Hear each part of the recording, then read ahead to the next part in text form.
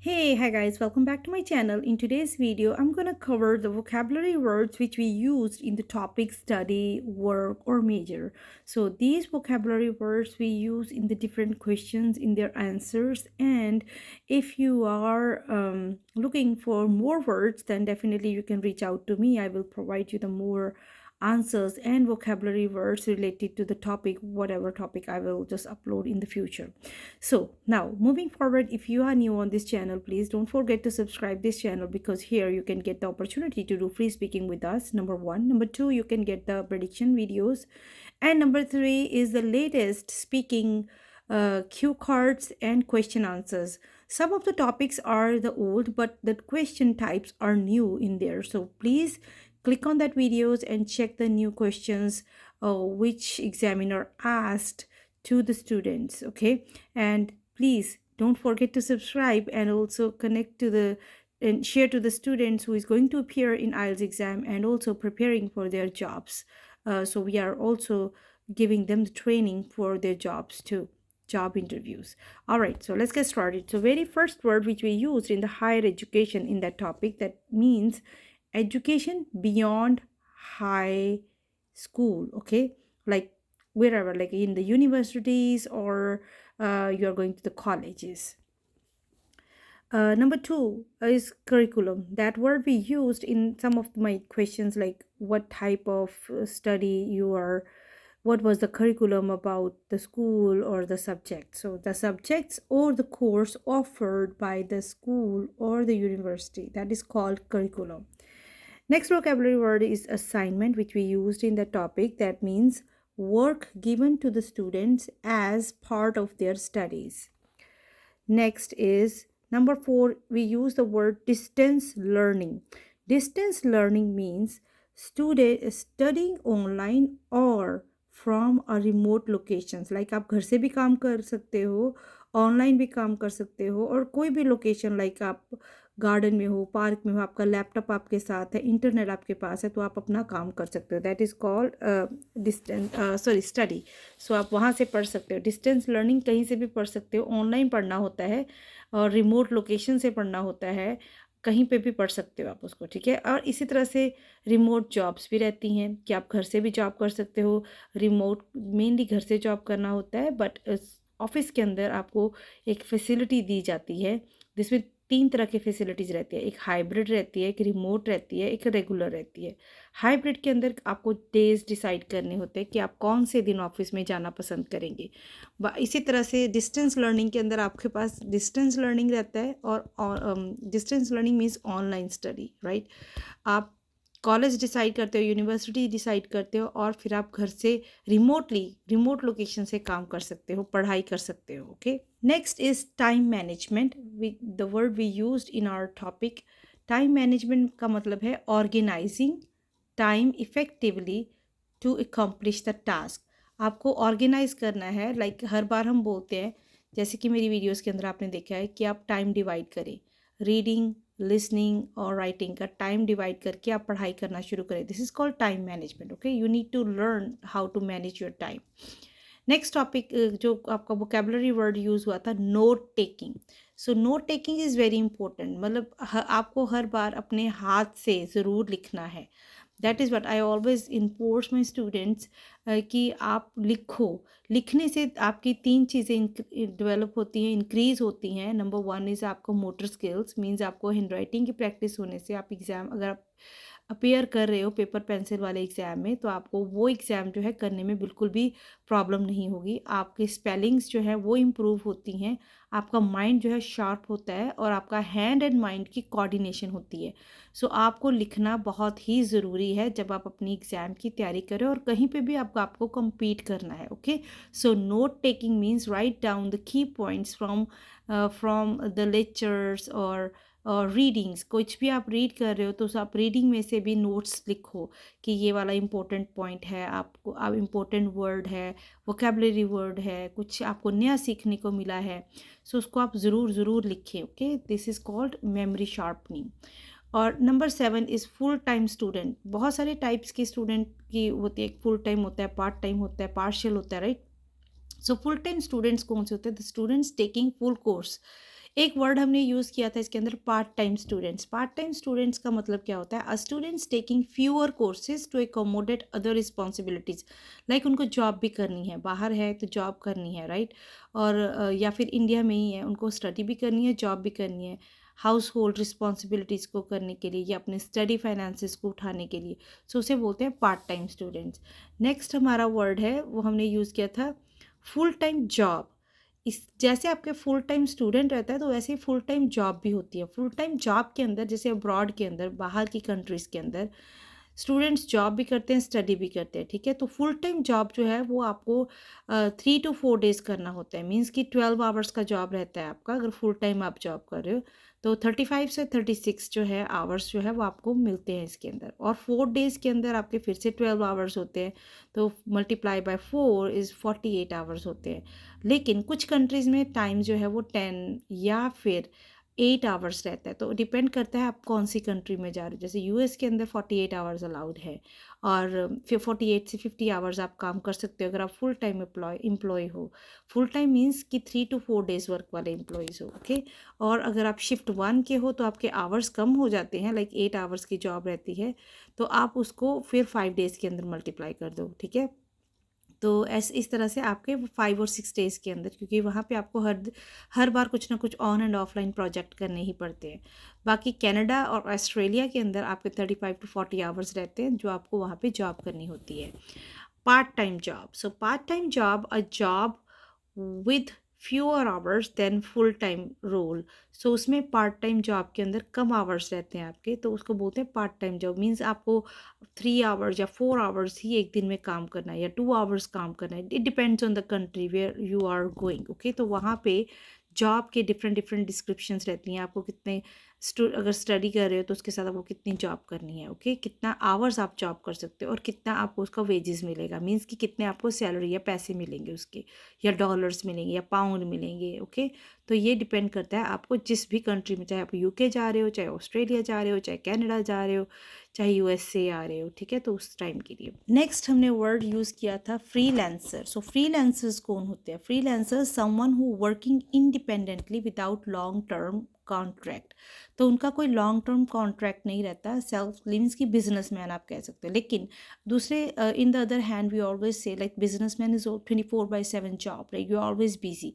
But freelancer जो होते हैं समवन वर्किंग इंडिपेंडेंटली, मीन्स उनका अपना ही एक स्केड्यूल रहता है, तो आप वो उन स्केड्यूल के अंदर काम करते हैं। Sometimes they are under the company, like कोई कंपनी उनको हायर करती है, लेकिन again they are very flexible to that employees. If अगर किसी मशीन के अंदर कोई ख़राबी आ जाती है या फिर किसी को कोई सॉफ्टवेयर के अंदर अपडेट्स चाहिए, तो फ्रीलांसर जो है वो उसी टाइम के लिए वहाँ पे जॉब करते हैं और उतने काम का अपना पैसा लेके निकल जाते हैं। तो this is called freelancer jobs, ठीक है? तो अगर एक वर्ड हमने यूज़ किया था इंटर्नशिप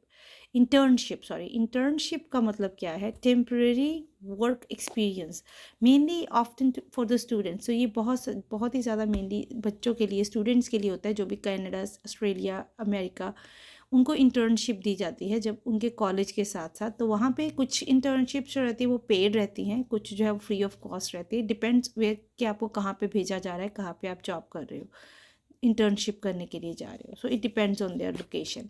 बट इंटर्नशिप का मतलब है कि टेम्प्रेरी वर्क एक्सपीरियंस आप गेन करते हो, उसी वर्क एक्सपीरियंस के बेस के ऊपर आपको नई जॉब मिलती है। 13th is remote work. एक वर्ड हमने रिमोट वर्क यूज़ किया था। रिमोट वर्क के अंदर है working location outside the office, usually at home आप करते हो, या फिर कहीं पे भी, लाइक अगर आप कहीं घूमने चले गए, होटल में हो, लेकिन आपको क्या चाहिए वहाँ पे? आपका लैपटॉप और आपका एक इंटरनेट। सो इसी बेस के ऊपर आप अपने ऑफिस के सर्वर से लॉगिन होते हो और उसके बाद अपना काम करते हो। तो इस तरह से आप अपना रिमोट वर्क करते हो। So remote work is also allowed by the company. अगर वो कंपनी या ऑफिस आपको अलाउ करे तभी आप कर सकते हो, अदरवाइज नहीं कर सकते। कुछ कंपनी पॉलिसीज़ रहती है, कुछ ऑफिस की पॉलिसीज़ रहती है, वो नहीं अलाउ करते। So it depends. नेक्स्ट एक वर्ड हमने यूज़ किया था डेडलाइन। डेडलाइन का मतलब क्या है? Due date for completing the task. कोई भी आपको टास्क दी जाती है उसका एक टाइम रहता है, लाइक इस टास्क को आपने 1 वीक के अंदर ख़त्म करना है या 2 वीक के अंदर ख़त्म करना है। उस वीक के बाद उस जॉब का, उस टास्क का कुछ पर्पस नहीं रहता, चाहे वो कंप्लीट हो चाहे नहीं हो। सो इसीलिए कहीं पे भी आप जॉब करते हो, द कंपनीज और the offices are really very strict about their deadlines. So उनके पास एक टारगेट रहता है, सो इस टारगेट तक हमने ये गोल को मीट करना है। If you fail then definitely there is a consequences behind it, right? So it depends where you are working. So according to your job, according to your workplace, they will give you the opportunity for that, okay? Next आपका है work life balance. So work life balance जो है वो एक आपका term use होता है इसी के अंदर। सो वर्क लाइफ बैलेंस में क्या रहता है, कुछ कंपनीज आपको बहुत सारा काम देती हैं, they give you lots of work so that you can not cope up with your family, right? You cannot spend time with your family. So work life balance एक टर्म यूज़ की जाती है, जो कंपनीज जब भी आप कहीं job ढूंढने जाते हो तो वहाँ पे वो स्पेशली लिखते हैं work life balance means maintaining a healthy balance between work and your personal life. They will give you the space. आपको स्पेस दी जाएगी, आपको काम करने के लिए, आपको छुट्टी चाहिए छुट्टी मिलेगी, फैमिली की प्रॉब्लम है उस टाइम पे आपको छुट्टी मिलेगी, डिफरेंट ओकेजन्स के ऊपर आपको क्या क्या प्रॉब्लम रहती है उसके अकॉर्डिंग कंपनी आपके साथ एकोमोडेट करेगी, ऑफिस आपके साथ एकोमोडेट करेगा। So that means work life balance. तो इस टर्म का मतलब है वर्क लाइफ बैलेंस मीन्स अपनी पर्सनल और ऑफिस की लाइफ को मेंटेन करना। Whenever you need that break you can ask the company and they will give you that break, okay? Office से बात करेंगे, वो आपको वो ब्रेक देगा। और ये अगर आप जॉब ढूंढने जाते हो, जॉब मिलती है, तो वहाँ पे कई बार इसको बेनिफिट्स के अंदर भी लिखा रहता है। तो आप उनका बेनिफिट सेक्शन चेक करेंगे तो वहाँ पे लिखा होगा work life balance, advantages of like health insurance, medical insurance और 401k, kind of different different आपको पैकेजेस दिए जाते हैं। तो उस पैकेज के अंदर one of the point is work life balance भी रहता है। सो अगर आप कभी जॉब अप्लाई करो कनाडा में, ऑस्ट्रेलिया में, अमेरिका में या यूके में, तो आप उनके बेनिफिट्स को चेक करो, then you can see that part. और इंडिया में भी होगा, I don't think I saw that when I was there, but आप चेक करना। तो मे बी आजकल जो कंपनी पॉलिसीज़ चेंज हुई हैं या फिर स्कूल ऑफिस पॉलिसीज़ चेंज हुई हैं, अगर आपको वहाँ पे कुछ ऐसा term दिखता हो, I don't know, but here in America then you can see usually this term, okay? Okay, so next, moving forward to the next word which we use here, क्योंकि हम मेजर की, हमने एक वर्ड आपने देखा होगा टॉपिक में use किया था मेजर, राइट? बहुत सारे स्टूडेंट्स को मेजर का मतलब नहीं पता रहता, what is major means, right? Major means होता है specific subject area chosen for academic focus. Like अगर आपने देखा हो 10th तक हमारे पास बहुत सारे सब्जेक्ट्स रहते हैं, 8 सब्जेक्ट, राइट? 6 to 8 और 7 to 8 subjects, right? Depends on the school कहाँ पे आप पढ़ रहे हो। बट आप +1 में जाते हो, आपके पास 5 सब्जेक्ट ही रह जाते हैं।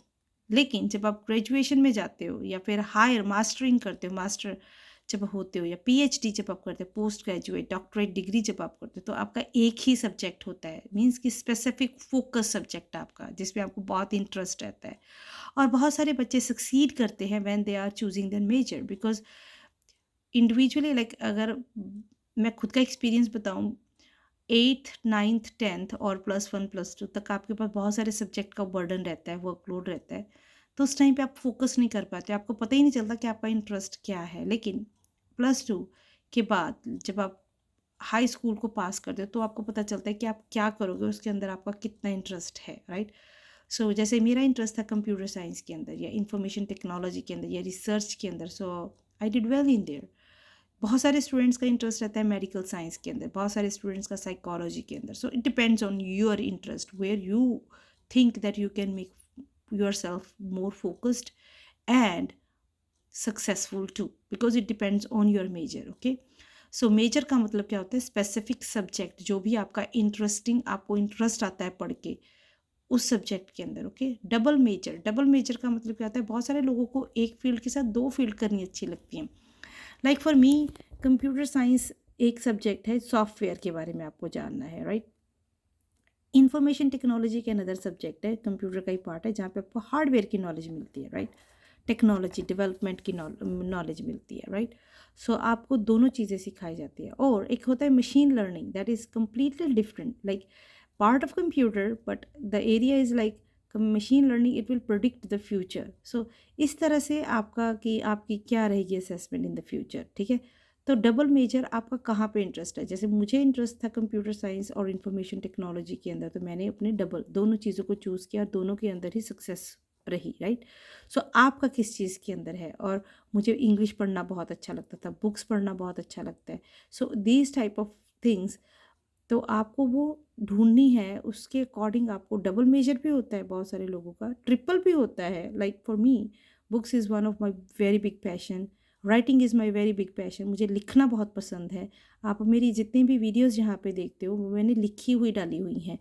I can also use the technology, I can also use the advance things here, like e pens use कर सकती हूँ, ई बोर्ड्स यूज़ कर सकती हूँ, but I don't like to use that one because writing से आपकी, मैंने पहले भी बहुत बार कहा है, I always enforce my students to write because writing gives you four ways advantages. Very first advantage your motor skills.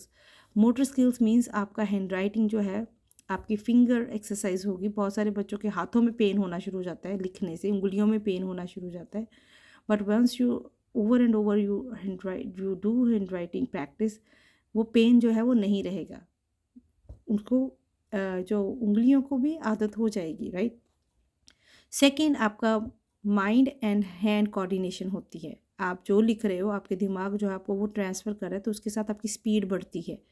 Number three, आपकी वोकेबलरी इम्प्रूव होती है बिकॉज जब आप कोई चीज़ लिखोगे, कुछ आपको नहीं समझ में आया तो उसका मतलब भी आप समझना शुरू करोगे कि लाइक मेजर क्या है, major what is major means. So major subject के अंदर है, मेजर जॉब के अंदर है, मेजर के अंदर क्या चीज़ हम कंसीडर करते हैं, राइट? तो आप उसको जानेंगे। थर्ड, अगर नहीं भी उस टाइम पे आपके पास टाइम, तो आप उसको अंडरलाइन करके रखें कि हाँ ठीक है, when ever I get a chance I will definitely find the meaning of this word, okay? तो वो एक आपको बहुत एडवांटेज रहता है।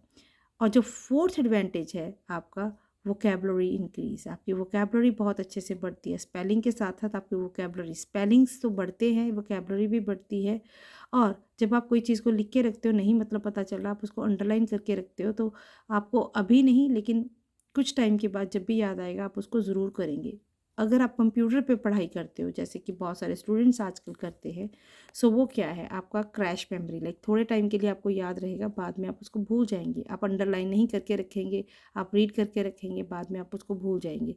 So this is kind of a, for me it's kind of a not a very beneficial. वहाँ से आप डाटा लो बट लिखो, अपने हाथ के नोट्स ज़रूर क्रिएट करो, okay? Number 18 is alma mater. Alma mater means क्या होता है? द यूनिवर्सिटी और the school someone graduated from, वहाँ से जहाँ से आपने ग्रेजुएशन किया है। Number 19 is long term goal. Long term goal जो है वो आपका ऑब्जेक्टिव्स, ओके? सो ऑब्जेक्टिव मीन्स आपके लॉन्ग टर्म के क्या ऑब्जेक्टिव्स, आप उसके बारे में लिखेंगे। सच एज़ करियर एडवांसमेंट का आपका कोई ऑब्जेक्टिव है, आपका जॉब का ऑब्जेक्टिव है, आपको हायर स्टडी करके अच्छी जॉब लेनी है, तो लॉन्ग टर्म गोल मीन्स आप उसको फोकस करके अपना उसको बना के रखें। Next is engaging. एंगेजिंग का मतलब होता है interesting. Interesting and attention, like holding, कि आपने किस जैसे होल्ड करके रखना है अटेंशन को। जैसे कि हम यहाँ पे भी कहते हैं कि स्टूडेंट्स को अच्छे से अच्छा मटेरियल प्रोवाइड करो, उनको अच्छा अंडरस्टैंडिंग वाला चीज़ें दो, ताकि उनका अटेंशन जो है वो यहाँ पे रहे, उनका इंटरेस्ट क्रिएट हो। ऐसा नहीं कि हमने बनाया और आपको समझ में नहीं आ रहा। सो एक टॉपिक लो, उस टॉपिक के पहले तो क्वेश्चन आंसर्स मेन क्या बन सकते हैं वो बनाओ। नए टॉपिक के क्वेश्चन आंसर जो आजकल मार्केट में चल रहे हैं, जो टीचर्स पूछ रहे हैं, उनको लिखो, फिर उनके आंसर्स क्रिएट करो, फिर उसके अंदर ही उनके जो वोकेबलरी वर्ड्स हैं उनको भी बताओ कि क्या क्या वर्ड हमने यूज़ किया, उसका मतलब क्या है और इनको आप कहाँ पे यूज़ कर सकते हो, okay? So this is kind of a three type of learning. One is like the market trends, and the second is your answers on that, and the third is vocabulary. vocabulary अगर आपके strong रहेगी तो आप बहुत कुछ और भी आगे अपने अकॉर्डिंग भी आगे आप आंसर्स क्रिएट कर सकते हो। So students, these all are the vocabulary words which we used in the topic study, work and major. So अगर आपको वीडियो अच्छा लगा हो, please don't forget to subscribe and click on the like button. That helps me to like spread the message to the community that they can be beneficial about this from this channel. So please don't forget to subscribe. Don't forget to share this channel to your friends who is still struggling uh, for their IELTS exam, for their IELTS. You can say that their preparation. So please benefit अगर आप लोगों का करेंगे तो आपके पास भी उतना ही good जो है फ्रूटफुल रिजल्ट वापस आएगा. So always keep in your mind, please help the community, help the people, so in that way you can help yourself too. Okay, so thank you very much for watching this video. I'll see you in the next video. In next topic of our learning is maybe abroad, study in abroad, or maybe hometown. I will let you know in my next video. Thank you very much and see you in the next video. Bye bye, take care.